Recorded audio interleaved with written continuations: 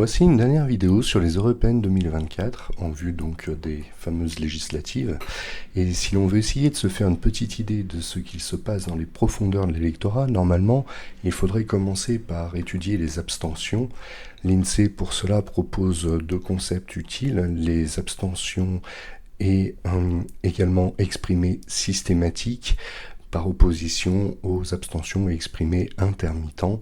Donc ce modèle permet justement d'établir des calculs et de voir au-delà en fait des déplacements d'électeurs apparents même à l'échelle des bureaux de vote, finalement certaines dynamiques plus profondes. Donc ces calculs sont un peu complexes et pour tout dire, je n'ai pas eu le temps d'adapter toutes les formules ni le calculateur aux présentes élections présidentielles européennes. Donc malheureusement, je vais devoir me contenter d'étudier les déplacements indubitables apparents qui peuvent n'être que la surface émergée de l'iceberg.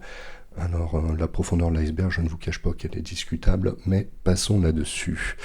Donc cette tectonique des plaques, d'abord commence bien évidemment avec les exprimés, les démobilisations. À l'aide de ces cartes sur les démobilisations, d'abord nous allons essayer d'évaluer le niveau d'incertitude électorale. Pour ce faire, j'ai tout simplement considéré la somme d'un côté des gains en exprimé que l'on pouvait observer dans chaque bureau de vote et de l'autre côté les pertes également observables de manière à éviter les compensations mutuelles et savoir si donc à l'intérieur de chaque département les mouvements sont profonds, antagonistes ou au contraire finalement assez superficiels et iraient dans le même sens.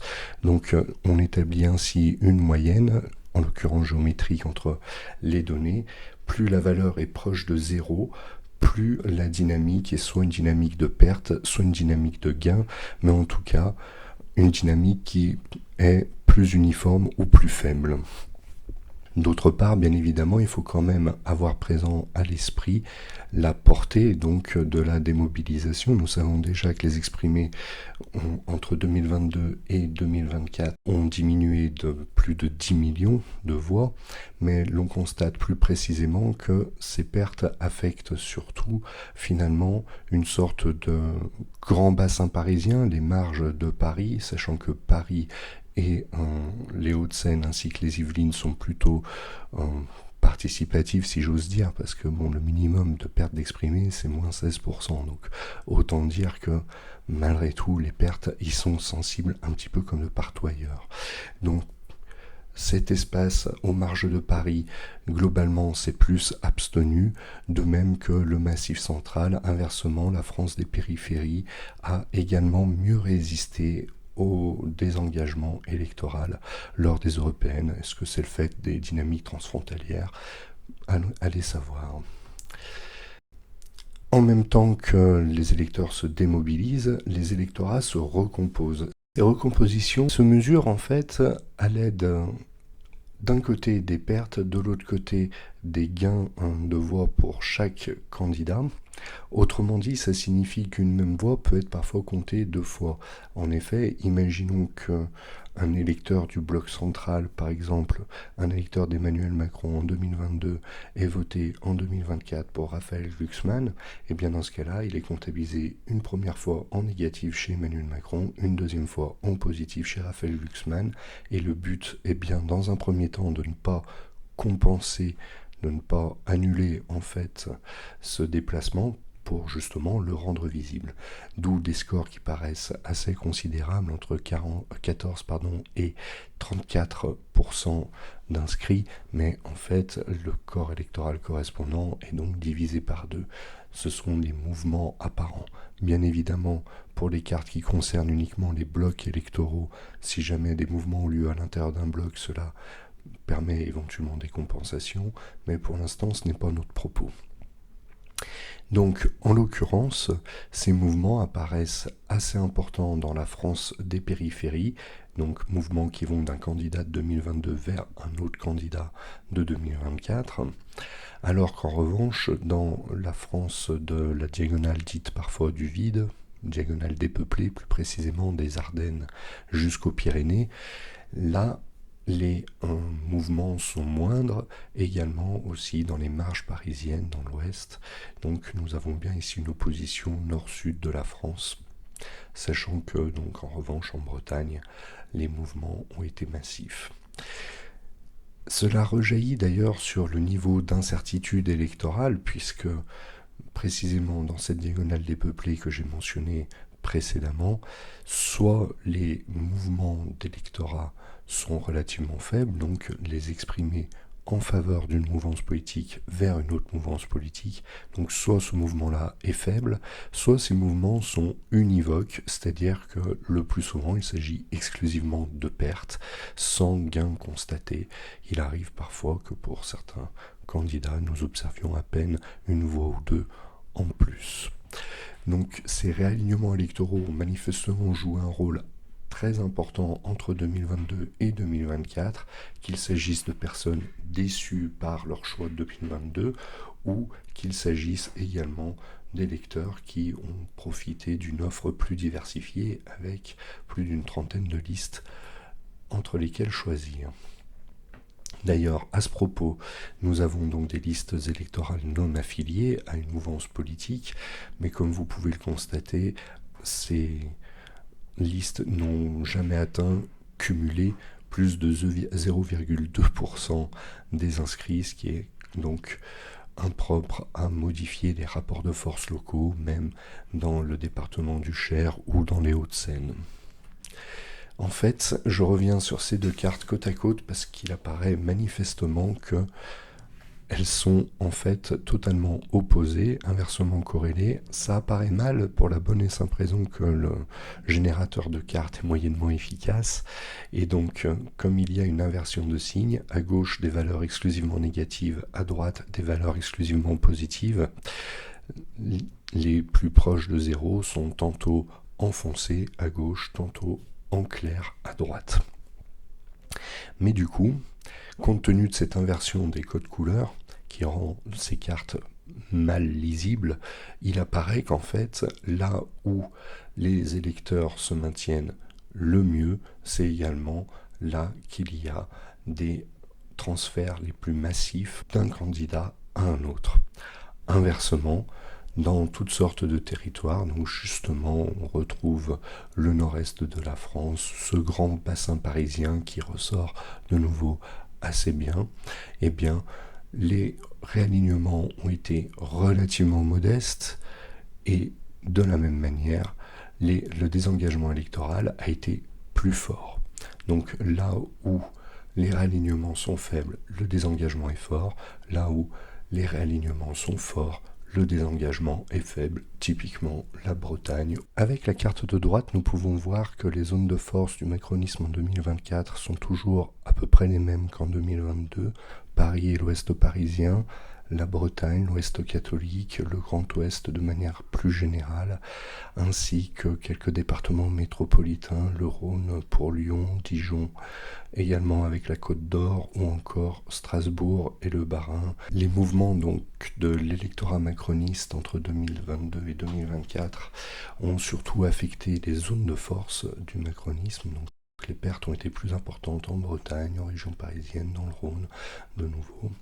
Donc ces territoires où l'électorat est important, alors qu'à l'inverse, dans les territoires où le macronisme est moins bien implanté, où Emmanuel Macron avait moins été plébiscité lors des présidentielles 2022, finalement ces électeurs-là se sont un petit peu mieux maintenus que dans ces principales zones de force.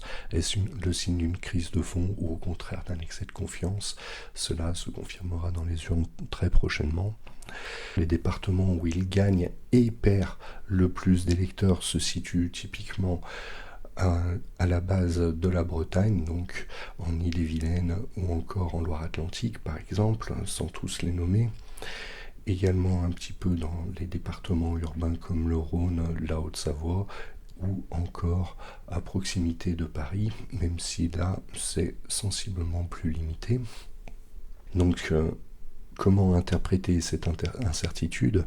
S'il y a beaucoup d'électeurs gagnés d'un côté, perdus de l'autre, ceux qui sont gagnés resteront-ils? Ceux qui sont perdus reviendront-ils? Pour ceux qui ont été acquis, nous pouvons imaginer qu'avec la dynamique contraire lors des européennes, les nouveaux macronistes sont sans doute des macronistes convaincus qui pourraient confirmer leur vote lors des prochaines législatives, mais à ce stade, bien évidemment, ce n'est pas certain. En revanche, des Ardennes aux Pyrénées, là où nous voyons globalement des dynamiques proches de zéro, c'est tout simplement parce que globalement, dans ces territoires-là, le mouvement macroniste a perdu des voix et il n'en a presque gagné aucune, même à l'échelle des bureaux de vote. Une fois cela répercuté dans le département, nous ne voyons parfois qu'une ou deux voix acquises, donc c'est parfaitement dérisoire. Et nous pouvons constater que le lepénisme reste bien implanté dans ces zones de force traditionnelles, que ce soit le Grand Est, donc ou encore le littoral méditerranéen, et puis plus généralement d'ailleurs la France anciennement industrialisée de l'Est. Comme pour Emmanuel Macron, finalement, les principaux points forts du lepénisme se sont également traduits par les pertes les plus importantes. Cependant, à la différence d'Emmanuel Macron, le mouvement lepéniste a parfois gagné des voix dans certains territoires qui apparaissent bien, en l'occurrence sur les deux cartes, pour la partie sud de la France et aussi dans les périphéries ouest et sud de Paris, y compris à Paris également, où Éric Zemmour avait été classé 3e en 2022. Nous pouvons donc supposer que lors des européennes, le mouvement frontiste ait bénéficié d'un vote utile, venu donc des rangs des Zemmouriens, et peut-être aussi de l'abstention, car dans certains cas de figure, manifestement, par exemple dans le sud, il n'y a pas eu énormément de mouvements d'électeurs vers d'autres candidats, malgré tout à la hauteur de 14% pour le minimum référencé en métropole. C'est le double tout simplement de l'électorat d'Éric Zemmour, donc ça représente des masses importantes. Si l'on envisage maintenant le mouvement mélenchoniste, alors là encore les zones de force du mélenchonisme en 2024 se confirment, mais également se réduisent territorialement sur les départements urbains et les banlieues, tous les départements avec de très faibles densités, que ce soit dans le centre de la France, donc vers le Massif central, ou dans les marges parisiennes, globalement se détournent du moins des voix importantes à Jean-Luc Mélenchon. Pour ce qui est de s'en détourner, justement, nous voyons cette fois-ci avec cette carte que, sauf dans les territoires d'ailleurs d'implantation lepéniste, où nous retrouvons une sociologie proche, ces électeurs mélenchonistes se sont maintenus. En revanche, dans pratiquement tous les autres territoires, les baisses sont quand même très importantes. Le delta est de 10 points, de moins 6 à moins 16. Et également, il faut considérer l'électorat de banlieue, typiquement avec la Seine-Saint-Denis, où justement les pertes donc sont très importantes, sans doute du fait de la démobilisation lors des européennes, qui ne présentent pas forcément un enjeu majeur aux yeux de beaucoup d'électeurs. L'incertitude électorale donc pour le mouvement mélenchoniste est également grande précisément dans ces zones de force plutôt urbaines. Là aussi, des mouvements ont été plus important. En tout cas, dans aucun département, le mélenchonisme n'est sorti gagnant. Il a toujours perdu des voix ou alors s'est maintenu au même niveau. Le vote également pour LFI, pour la liste LFI lors des européennes, paraît un petit peu moins lié au mouvement d'électeurs. Donc, observer, il faut donc supposer que dans l'ensemble, les pertes de Jean-Luc Mélenchon étaient plutôt tournées vers l'abstention que vers d'autres électorats, même si bien évidemment cela reste à confirmer avec une étude plus précise des données.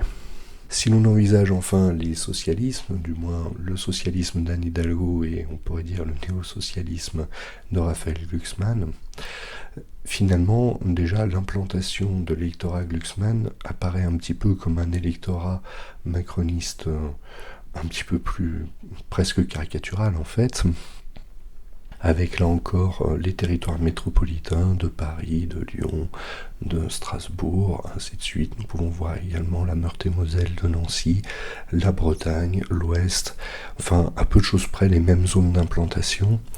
Le niveau d'incertitude électorale apparaît faible au sens où il n'y a presque jamais eu de pertes, il n'y a que des gains. Donc de ce point de vue-là, c'est assez positif.